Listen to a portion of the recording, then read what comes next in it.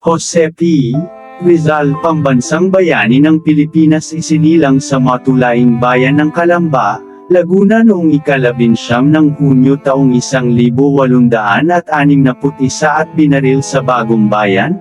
Ngayon ay tinatawag na Luneta noong ika-30 ng Desyembre taong 1876 ayon sa kautusan ni Gobernador Camilo Polavieja, sang-ayon sa kanyang mga kasulat kay Professor Ferdinand Blumentritt, matalik niyang kaibigan at kay Paciano Rizal, kaysa isa niyang kapatid na lalaki.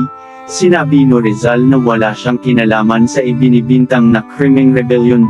Si Rizal ay piniling pambansang bayani ng isang lupon na binubuo ng mga Amerikano sa pamumuno ni Commissioner William Howard Taft at mga Pilipino tulad ni Trinidad Pardo de Tavera, Gregorio Araneta, Cayetano Arellano at Jose Luzuriaga. Ang mga dahilan ay ang mga sumusunod. Una, dahilan sa dalawang nobelang sinulat niya, Noli Me Tangere at A Filibusterismo. Naakit ang buong bansa na magkaisang maghimagay laban sa mga Kastila.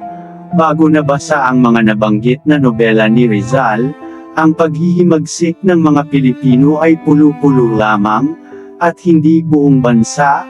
Mayroong maghihimagsik sa Bohol sa pamumuno ni Francisco Dagohoy, mayroon din sa Pangasinan at sa Ilocos at iba pang panig ng bansa. Magkakaiba ang dahilan ng kanilang paghihimagsik, subalit noong ipinatapon si Rizal sa dapitan bilang parusa sa kanyang ibinunyag na mga kalupitan at kasamaan ng mga Kastila, binuo ni Andres Bonifacio at mga kasama ang kataas-taasan, kagalang-galangang katipunan ng mga anak bayan Cake. Ang paghihimagsik ay kumalat sa 8 lalawigan ng Bulacan, Morang Rizal ngayon, Cavite, Batangas, Nueva Ecija, Bataan, Laguna at Tarlac.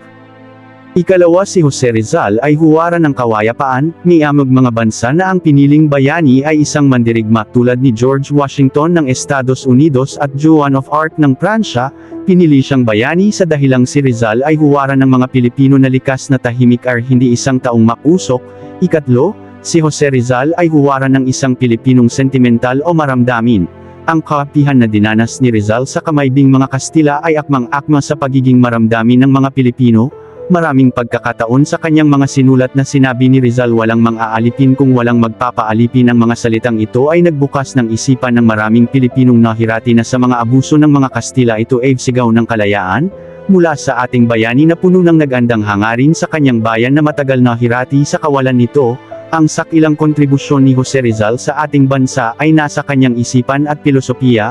Babalikan natin ang mga ito sa ating pagninilay-nilay sa mga paksang may kinalaman sa mga kabataan, mga kababaihan, mga matatanda, sariling wika, mga nasa bilangguan at tungkol sa kalikasan. Sa Hong Kong, sinulat at inilathala ni Rizal ang saligang batas at mga tuntunin ng La Liga Filipina.